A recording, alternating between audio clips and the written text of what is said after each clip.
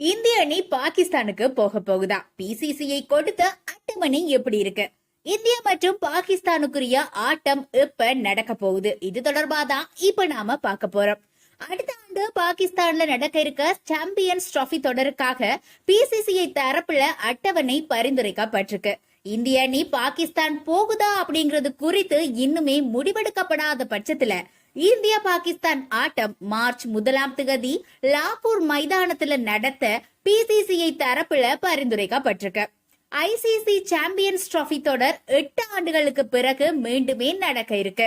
கடைசியாக 2017ஆம் ஆண்டு நடந்த சாம்பியன்ஸ் டிராபி தொடர்ல இறுதி போட்டியில இந்திய அணியை வீழ்த்தி பாகிஸ்தான் வெற்றி பெற்று இருந்தது. இந்த நிலையில பாகிஸ்தான்ல நடக்கிற இந்த சாம்பியன்ஸ் டிராபி தொடர்ல பங்கேற்க 8 அணிகள் தகுதி பெற்றிருக்கு. சொந்த மண்ல நடக்கிறதால பாகிஸ்தான் அணி கட்டாயமாக விளையாடும். அதே போல உலகக்கோப்பை தொடர்ல பாகிஸ்தான் தவிர்த்து டாப் 7 இடங்களை பிடித்த அணிகள் இந்த தொடர்ல விளையாட இருக்கு. இது பிப்ரவரி 19 முதல் மார்ச் 9 வரைக்குமே நடத்த திட்டமிடப்பட்டிருக்கு. இதுல குரூப் ஏ பிரிவுல இந்தியா, பாகிஸ்தான், வங்கதேசம் மற்றும் நியூசிலாந்து ஆகிய அணிகள் இடம்பெற்றிருக்கு. அதே போல குரூப் பி பிரிவுல ஆஸ்திரேலியா, தென்னாப்பிரிக்கா, இங்கிலாந்து மற்றும் ஆப்கானிஸ்தான் ஆகிய அணிகள் இடம்பெற்றிருக்கு. ஏற்கனவே பாகிஸ்தான்ல செய்யப்பட்டிருக்க பாதுகாப்பு ஏற்பாடுகள் குறித்து ஐசிசிஐ பாதுகாப்பு குழு ஆய்வு செய்திருக்கு. இருந்தாலுமே அரசியல் காரணங்களால இந்திய அணி பாகிஸ்தானுக்கு போய் சாம்பியன்ஸ் டிராபி தொடர்ல பங்கேற்குமா அப்படிங்கிற கேள்வி எழுந்திருக்கு.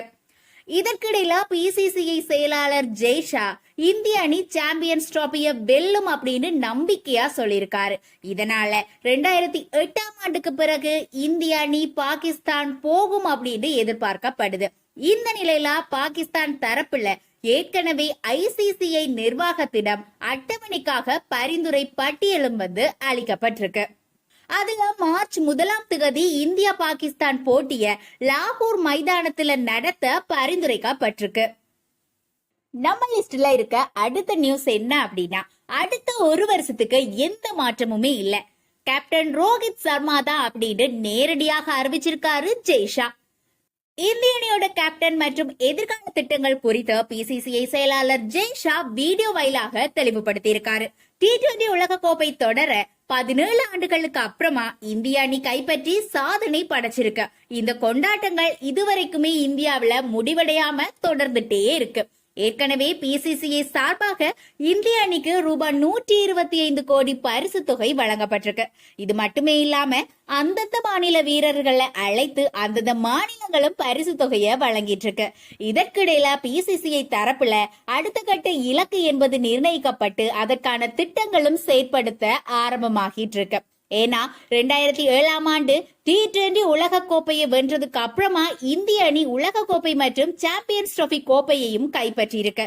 தற்போது இந்திய அணி T20 உலக கோப்பையை வென்றுள்ள நிலையில அடுத்த ஆண்டு 2 ஐசிசி தொடர்கள் நடக்க இருக்கு. பிப்ரவரி மாதம் பாகிஸ்தான்ல சாம்பியன்ஸ் டிராபி தொடரும், உலக டெஸ்ட் சாம்பியன்ஷிப் இறுதி போட்டியும் நடக்க இருக்கு. இது தொடர்பாக வீடியோ வெளியிட்டிருக்க பிசிசிஐ ஜெய்ஷா வரலாற்று சிறப்புமிக்க வெற்றிக்காக இந்திய அணியை வாழ்த்துற. இந்த T20 உலக கோப்பைய பயிற்சியாளர் ராகுல் டிராவிட், ரோஹித் சர்மா, விராட் கோலி மற்றும் ஜடேஜா ஆகியோருக்கு அர்ப்பணிக்கிற. கடந்த ஓராண்டுல இந்திய அணி 3 ஐசிசி இறுதி போட்டியில விளையாடி இருக்கு. ஜூன் மாதத்துல உலக டெஸ்ட் சாம்பியன் இறுதி போட்டியில தோல்வி அடைஞ்சிருந்தோம். அதுக்கப்புறமா நடந்த உலக கோப்பை தொடரோட 10 வெற்றிகளை தொடர்ந்து ஈட்டி மக்களோட மனங்களை வென்றிருக்கிறோம். ஆனா உலக கோப்பைய நம்மளால வெல்ல முடியல. அப்போ ராஜ்கோட்ல நடந்த நிகழ்ச்சியின் போது அடுத்த ஐசிசி தொடர்ல மக்களோட மனங்களை மட்டும் இல்லாம கோப்பையையும் வெல்வோம் அப்படின்னு சொல்லியிருந்தேன். அது சரியா நடந்திருக்கு. இந்த வெற்றிக்கு கடைசி 5 ஓவர்கள் மிக முக்கியமான காரணம். அதற்காக சூரியகுமார் யாதவ், பும்ரா, அர்ஷ்தீப் சிங் மற்றும் ஹார்திக் பாண்டியா ஆகியோருக்கு நன்றி சொல்ல கடமைப்பட்டிருக்க. இந்திய அணியோட அடுத்த இலக்கு உலக டெஸ்ட் சாம்பியன்ஷிப் இறுதி போட்டியும் சாம்பியன்ஸ் டிராபியும் தான். ரோஹித் சர்மாவோட கேப்டன்சிக்கு கீழே 2 கோப்பையையும் நிச்சயமாக வெல்வோம் அப்படின்னு நம்பிக்கை இருக்கிறதாக ஜெய்ஷா சொல்லியிருக்காரு. இதுல இருந்து தெளிவா தெரியுறது என்ன அப்படின்னா, அடுத்த சாம்பியன்ஸ் டிராபி போட்டியிலையும் ரோஹித் சர்மாவே கேப்டனா இருப்பாரு. அதனால அடுத்த ஒரு வருஷத்துக்கு அசைக்க முடியாத கேப்டனா இருக்க போறது நம்மளோட ரோஹித் சர்மா. குல்தீப் ஜாதவ் தன்னோட வருங்கால மனைவி பற்றிய தகவல் ஒன்றை ஓப்பனா சொல்லியிருக்காரு. பல கிரிக்கெட் வீரர்கள் நடிகைகளோட டேட்டிங் செய்யற கதைகளை நாம கேட்டிருப்போம். இந்த நிலையில 29 வயதாக இருக்கிற குல்தீப் ஜாதவ் தன்னோட திருமணம் குறித்த கேள்விக்கு பதிலளிக்கும் போது திட்டவட்டமா நடிகையோட மட்டும் திருமணம் இல்ல அப்படின்னு சொல்லியிருக்காரு. மேலும் அவர் சொன்னது என்ன அப்படின்னா, விரைவில் திருமணம் குறித்த நல்ல செய்தியை நான் சொல்லுவேன், ஆனா நிச்சயமாக அது ஒரு நடிகை இல்ல. நான் திருமணம் செய்து கொள்ள இருக்கிறவர் என்னையும் என்னோட குடும்பத்தையும் பார்த்து கொள்ற ஒரு முக்கிய நபராக இருக்கிறது மிக மிக அவசியம் அப்படின்னு சொல்லியிருக்காரு. அச்சோ 3 பேரும் வந்துட்டாங்களே, இனி யாரு இந்திய அணியில இருந்து தூக்குறது? என்னடா இது, சப்மென் கில்லுக்கு வந்த புதிய தலைவலி.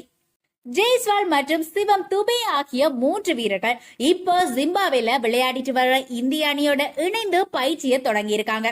T20 உலக கோப்பை ஃபைனலுக்கு அப்புறமா பார்படாஸ்ல ஏற்பட்ட புயல் காரணமாக சிவம் துபே, சஞ்சு சாம்சன், ஜெய்ஸ்வால் ஆகியோரால திட்டமிட்டபடி புறப்பட முடியல.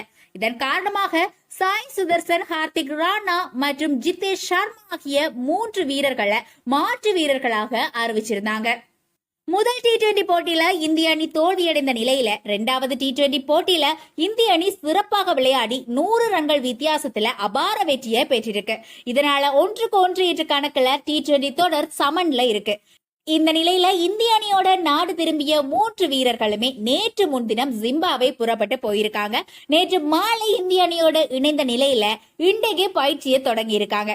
2வது T20 போட்டியில தொடக்க வீரராக அபிஷேக் சர்மா சதம் விளாசிய நிலையில நம்பர் 3வதுல களமிறங்கிய ருத்துராஜ் ஜெய்க்வாட் 77 ரன்களும், நம்பர் 4ல வந்த ரிங்கு சிங் 48 ரன்களையும் விளாசி இருந்தாங்க. இதனால சீனியர் வீரர்களான ஜெய்ஸ்வால், சஞ்சு சாம்சன், சிவம் துபே ஆகியோருக்கு வாய்ப்பு கிடைக்குமா அப்படிங்கிற சந்தேகம் எழுந்திருக்கு.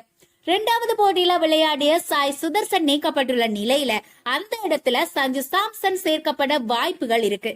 ஆனா தொடக்க வீரரான அபிஷேக் சர்மா சதப்பிளாசி இருக்கிறதால ஜெய்ஸ்வாலுக்கு வாய்ப்பு வழங்கப்படுறது ஒரு கேள்விக்குறிதான். ஏற்கனவே அவர் T20 உலக கோப்பை தொடர்ல ஒரு போட்டியில கூட விளையாடல. இதனால ஜிம்பாப்வே T20 தொடர்ல கேம் டைம் கொடுக்கப்பட வேண்டும் என்றதுக்காக ஜெய்ஸ்வால் அனுப்பி வைக்கப்பட்டிருக்காரு. இந்த நிலையில இன்னொரு பக்கம் T20 உலக கோப்பை தொடர்ல சிறப்பாக விளையாடிய சிவம் துபேவை பெஞ்சில் இருக்க வைக்கிறது கடினமான விஷயம். இதனால யார நீக்கிட்டு சிவம் துபேய இந்திய அணி நிர்வாகம் களமிறக்கும் அப்படிங்கிற கேள்வி எழுந்திருக்கு. இதனால இந்திய அணியோட கேப்டன் சப்மென் கில் மற்றும் பயிற்சியாளர் VVS லக்ஷ்மன் இருவருக்குமே புதிய தலைவலி ஏற்பட்டிருக்கிறதாக பார்க்கப்படுது. இதனால 3வது T20 போட்டியில இந்திய அணியோட பிளேயிங் 11 எப்படி இருக்கும் அப்படிங்கிற எதிர்பார்ப்பு அதிகரிச்சிருக்கு. நம்ம லிஸ்ட்ல இருக்க அடுத்த நியூஸ் என்ன அப்படின்னா, இனி 6 அடிக்க மாட்டப்பா அப்படின்னு மனசுடைஞ்சு போயிருந்தாரா அபிஷேக். ஜிம்பாப்வே அணிக்கு எதிரான 2வது T20 போட்டியில அபிஷேக் சர்மா 46 பந்துகள்ல சதம் அடிச்சு கிரிக்கெட் உலகையே திரும்பி பார்க்க வச்சிருக்காரு. தன்னோட 2வது சர்வதேச T20 போட்டியிலேயே அவர் சதம் அடித்து அனைவரையுமே வியப்புல ஆழ்த்தியிருக்காரு. ஆனா முதல் T20 போட்டியில டக் அவுட் ஆகி இருந்தாரு. அப்ப அவர் மனமுடைஞ்சு போனதாகவும் அவரோட தந்தை அவருக்கு ஒரு சில ஆறுதல் வார்த்தைகளை கூறி அவரோட மனநிலையை மாற்றியதாகவும் தகவல்கள் வெளியாகி இருக்கு. இது குறித்து அபிஷேக் சர்மாவோட தந்தை ராஜ்குமார் சர்மா அடித்த பேட்டியில அபிஷேக் சர்மா இனி 6 அடிக்கவே கூடாது அப்படின்னு முடிவுக்கு வந்ததாகவும் அதனாலதான் ஆட்டம் இழந்து விட்டோம் அப்படின்னு மனசுடைஞ்சு போயிருந்ததாகவும் சொல்லியிருக்காரு. அதுக்கப்புறமா தான் எதற்காக அவர் அணியில தேர்வு செய்து இருக்காங்க அப்படிங்கறத நினைவுபடுத்தி இருந்ததாகவும் சொல்லியிருக்காரு. இது குறித்து ராஜ்குமார் சர்மா அளிச்ச பேட்டியில முதல் போட்டியில டக் அவுட் ஆனதுக்கு அப்புறமா அபிஷேக் சர்மா மிகவும் ஏமாற்றத்துல இருந்தாரு. அவரை குறை சொல்ல முடியாது. உங்களோட அறிமுக போட்டியில நீங்க இது போல அவுட் ஆனா நிச்சயமா உங்களோட அணுகுமுறைய நீங்க கேள்வி கேட்கத்தான் செய்வீங்க. 6 அடிக்க வேண்டும் அப்படிங்கிற என்னோட ஆவேசமே டக் அவுட் ஆகுறதுக்குரிய காரணம் அப்படின்னு நினைச்சிருக்காரு. தன்னோட பெட்டிங் ஸ்டைல மாற்றிக்கொள்ளணும் அப்படின்னு அவர் நினைச்சிருக்காரு. ஆனா நான் அவர்கிட்ட உன்னோட 6 அடிக்கிற திறமைய பார்த்துதான் அணிலேயே உன்னை தேர்வு செஞ்சிருக்காங்க, அதனாலதான் இப்போ இந்த இடத்துல இருக்கா அப்படின்றத நீ நினைவு வச்சுக்கோ. அதனால உன்னோட ஆட்டத்தை நீ மாற்றிக்கொள்ள வேண்டிய அவசியம் இல்லை, இதுதான் உன்னோட பலம், அதை நீ தக்க வச்சுக்கோ அப்படின்னு சொல்லியிருக்க அப்படின்னு அபிஷேக் சர்மாவோட தந்தை சொல்லியிருக்காரு. இது போல சுட சுட ஸ்போர்ட்ஸ் நியூஸ்களை தெரிஞ்சுக்கணும் அப்படின்னா மறக்காம நம்ம சேனலை சப்ஸ்கிரைப் பண்ணி சப்போர்ட் பண்ணுங்க.